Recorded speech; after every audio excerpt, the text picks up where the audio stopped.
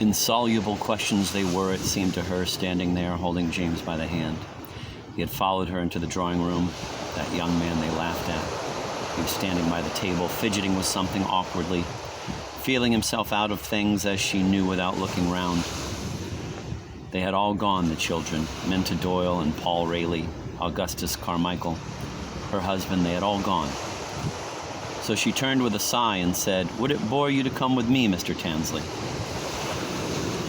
She had a dull errand in the town. She had a letter or two to write. She would be 10 minutes, perhaps. She would put on her hat.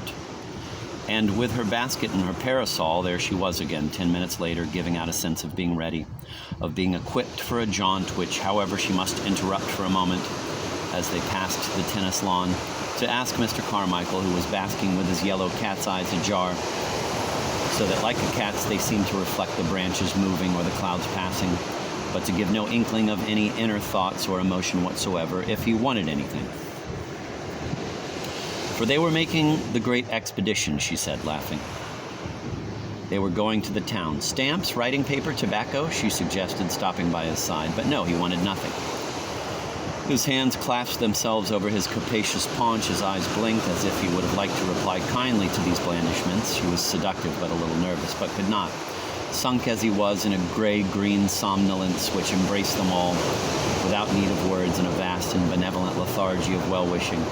All the house, all the world, all the people in it, for he had slipped into his glass at lunch a few drops of something, which accounted, the children thought, for the vivid streak of canary yellow in mustache and beard that were otherwise milk-white. "No, nothing," he murmured.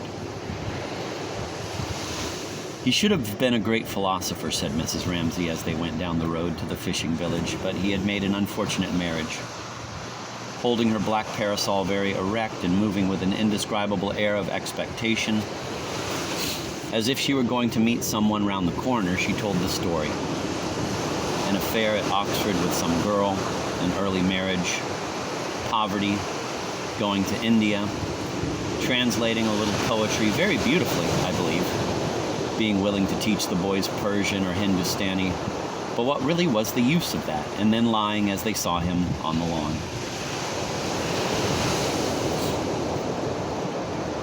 It flattered him, snubbed as he had been. It soothed him that Mrs. Ramsay should tell him this. Charles Tansley revived, insinuating, too, as she did, the greatness of man's intellect, even in its decay, the subjection of all wives.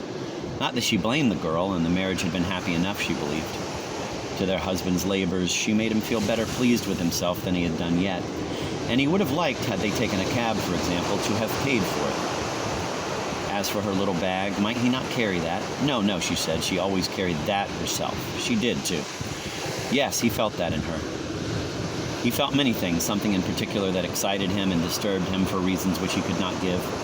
He would like her to see him, gowned and hooded, walking in a procession. A fellowship, a professorship. He felt capable of anything and saw himself, but what was she looking at? At a man pasting a bill. The vast flapping sheet flattened itself out, and each shove of the brush revealed fresh legs, hoops, horses, glistening reds and blues, beautifully smooth, until half the wall was covered with the advertisement of a circus. 100 horsemen, 20 performing seals, lions, tigers. Craning forwards, for she was short-sighted, she read it out. "We'll visit this town," she read. It was terribly dangerous work for a one-armed man, she exclaimed. To stand on top of a ladder like that. His left arm had been cut off in a reaping machine 2 years ago.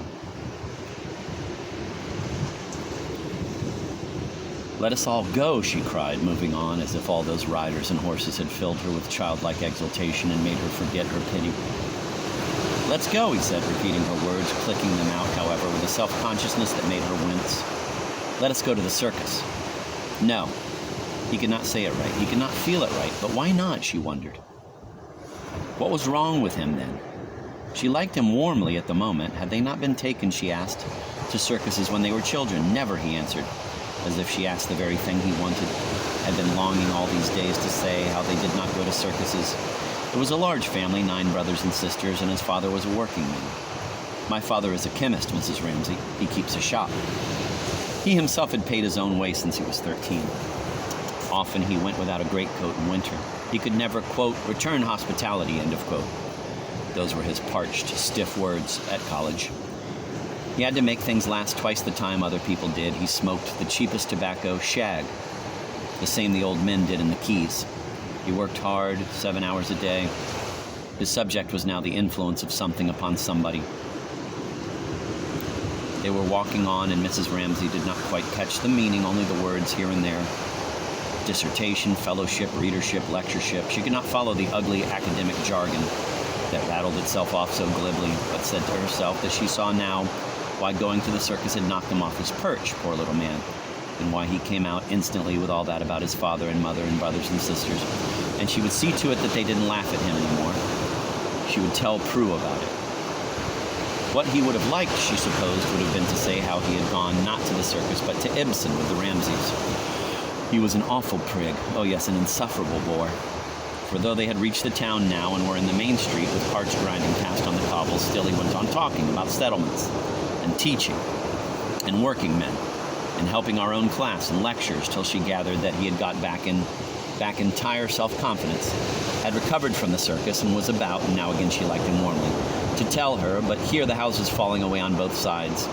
They came out on the quay, and the whole bay spread before them, and Mrs. Ramsay could not help exclaiming, "Oh, how beautiful!"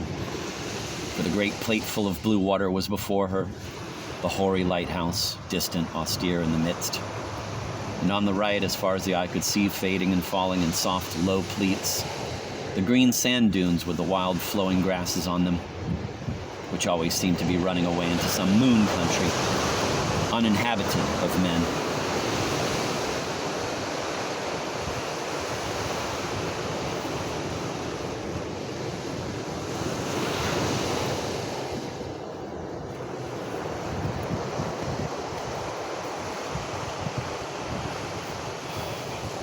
That was the view, she said, stopping, growing grayer-eyed, that her husband loved. She paused a moment, but now, she said, artists had come here. There, indeed, only a few paces off, stood one of them, in Panama hat and yellow boots, seriously, softly, absorbedly, for all that he was watched by 10 little boys, with an air of profound contentment on his round red face, gazing, and then, when he had gazed, dipping, imbuing the tip of his brush in some soft mound of green or pink. Since Mr. Pauncefort had been there 3 years before, all the pictures were like that, she said, green and gray, with lemon-colored sailing boats and pink women on the beach. But her grandmother's friends, she said, glancing discreetly as they passed, took the greatest pains. First they mixed their own colors, and then they ground them, and then they put damp cloths to keep them moist. So Mr. Tansley supposed she meant him to see that that man's picture was skimpy. Was that what one said? The colors weren't solid? Was that what one said? Under the influence of that extraordinary emotion which had been growing all the walk, had begun in the garden when he had wanted to take her bag, and increased in the town when he had wanted to tell her everything about himself. He was coming to see himself and everything he had ever known gone crooked a little. It was awfully strange. There he stood in the parlor of the poky little house where she had taken him, waiting for her while she went upstairs a moment to see a woman.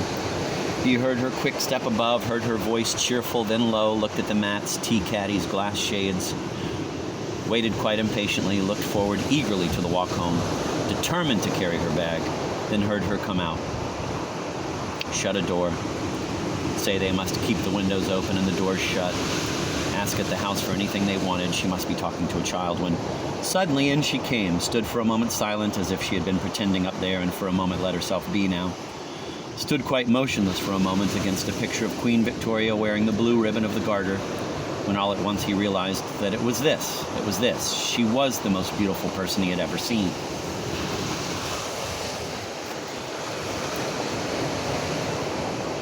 With stars in her eyes and veils in her hair, with cyclamen and wild violets, what nonsense was he thinking? She was 50 at least. She had 8 children.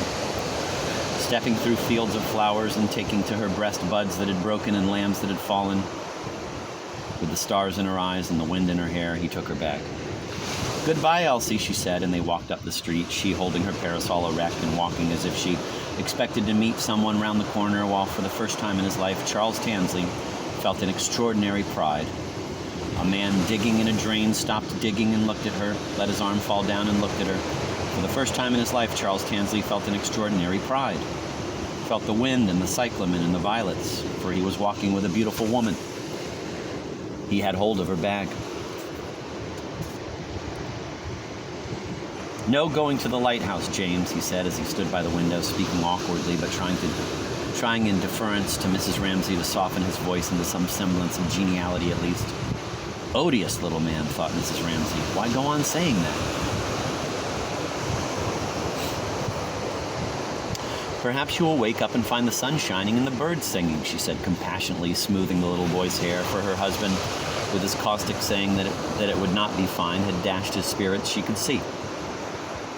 This going to the lighthouse was a passion of his, she saw, and then, as if her husband had not said enough, with his caustic saying that it would not be fine tomorrow, this odious little man went and rubbed it in all over again.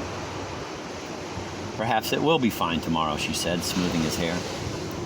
All she could do now was to admire the refrigerator and turn the pages of the store's list in the hope that she might come upon something like a rake or a mowing machine which, with its prongs and its handles, would need the greatest skill and care in cutting out.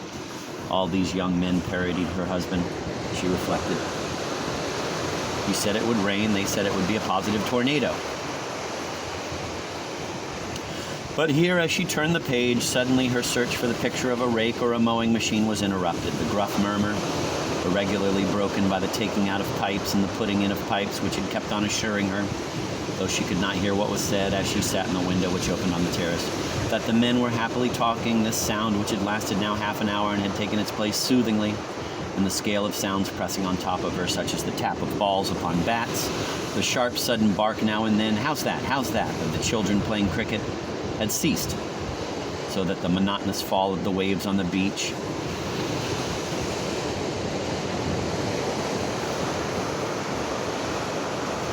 which for the most part beat a measured and soothing tattoo to her thoughts, and seemed consolingly to repeat over and over again as she sat with the children the words of some old cradle song murmured by nature. "I am guarding you. I am your support."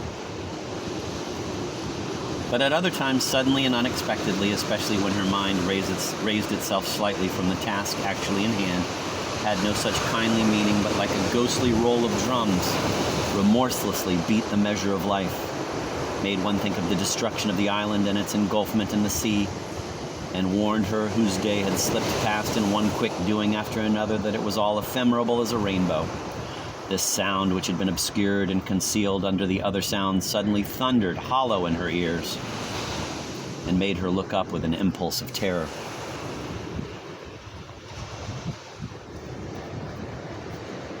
They had ceased to talk, that was the explanation, falling in 1 second from the tension which had gripped her to the other extreme, which, as if to recoup her for her unnecessary expense of emotion, was cool, amused, and even faintly malicious.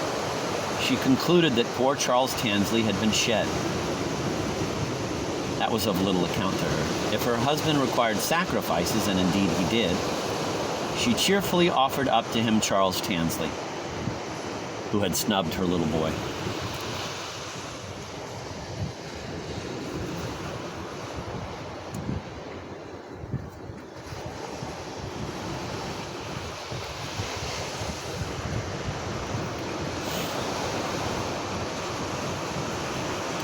One moment more, with her head raised, she listened as if she waited for some habitual sound, some regular mechanical sound.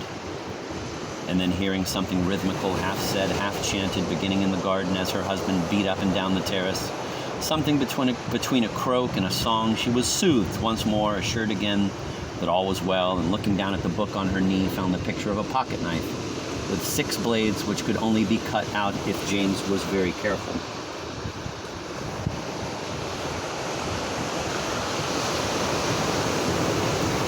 Suddenly a loud cry, as of a sleepwalker half-roused, something about "stormed at with shot and shell," sung out with the utmost intensity in her ear, made her turn apprehensively to see if anyone heard him.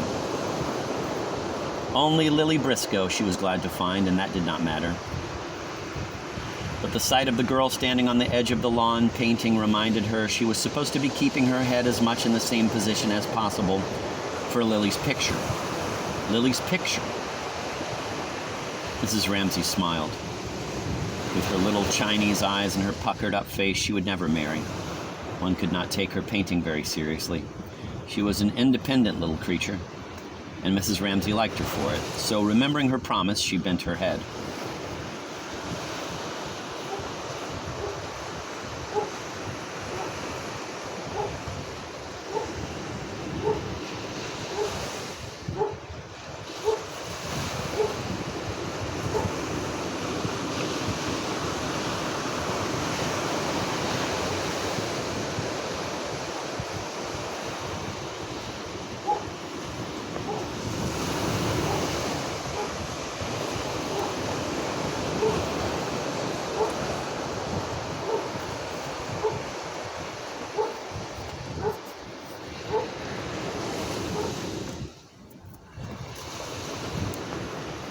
Indeed, he almost knocked her easel over, coming down upon her with his hands waving, shouting out, "Boldly we rode and well," but mercifully he turned sharp and rode off to die gloriously, she supposed, upon the heights of Balaclava.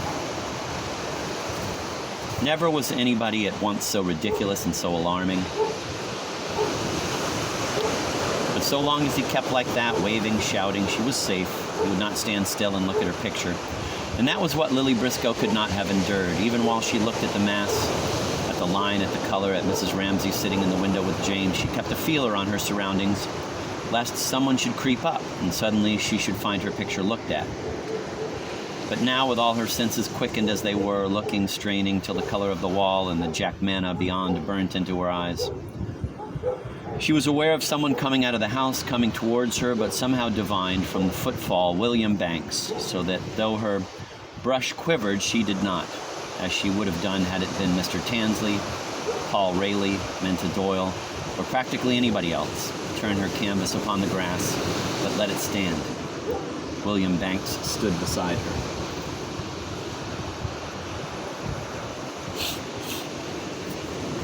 They had rooms in the village, and so walking in, walking out, parting late on doormats, and said little things about the soup, about the children, about one thing and another which made them allies, so that when he stood beside her now in his judicial way, he was old enough to be her father too, a botanist, a widower, smelling of soap, very scrupulous and clean. She just stood there, he just stood there. Her shoes were excellent, he observed. They allowed the toes their natural expansion. Lodging in the same house with her, he had noticed, too, how orderly she was, up before breakfast, and off to paint, he believed, alone, poor, presumably, and without the complexion or the allurement of Miss Doyle, certainly, but with a good sense which made her in his eyes superior to that young lady. Now, for instance, when Ramsay bore down on them, shouting, gesticulating, Miss Briscoe, he felt certain, understood. Quote, someone had blundered, end of quote. Mr. Ramsay glared at them. He glared at them without seeming to see them. That did make them both vaguely uncomfortable. Together they had seen a thing they had not been meant to see. They had encroached upon a privacy. So Lily thought it was probably an excuse of his for moving, for getting out of earshot, that made Mr. Banks almost immediately say something about its being chilly and suggest taking a stroll. She would come, yes. But it was with difficulty that she took her eyes off her picture. The jackmanna was bright violet, the walls staring white. She would not have considered it honest to tamper with the bright violet and the staring white. Since she saw them like that, fashionable though it was since Mr. Paunceford's visit to see everything pale, elegant, semi-transparent, then beneath the color there was the shape. She could see it all so clearly, so commandingly. When she looked, it was when she took her brush in hand that the whole thing changed. It was in that moment's flight between the picture and her canvas that the demon set on her, who often brought her to the verge of tears and made this passage from conception to work as dreadful as any down a dark passage for a child.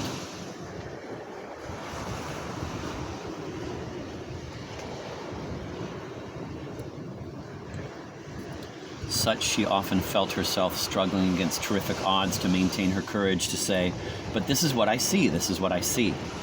And so to clasp some miserable remnant of her vision to her breast, which 1,000 forces did their best to pluck from her. And it was then, too, in that chill and windy way, as she began to paint, that there forced themselves upon her other things, her own inadequacy, her insignificance, keeping house for her father off the Brompton Road, and had much ado to control her impulse to fling herself, thank heaven she had always resisted so far, at Mrs. Ramsay's knee and say to her, but what could one say to her? I'm in love with you? No, that was not true.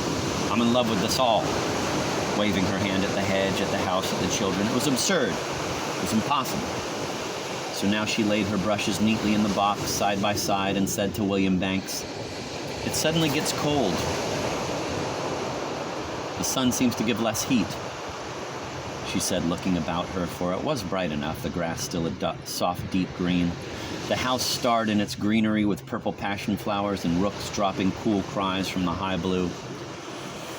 But something moved, flashed, turned a silver wing in the air. It was September, after all, the middle of September, and past 6 in the evening.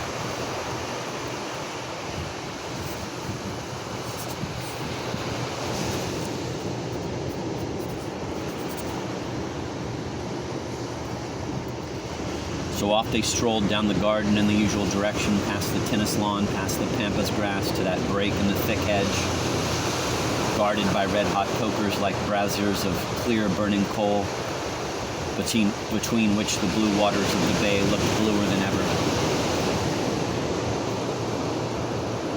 They came there regularly every evening, drawn by some need. It was as if the water floated off and set sailing thoughts, which had grown stagnant on dry land, and gave to their bodies even some sort of physical relief.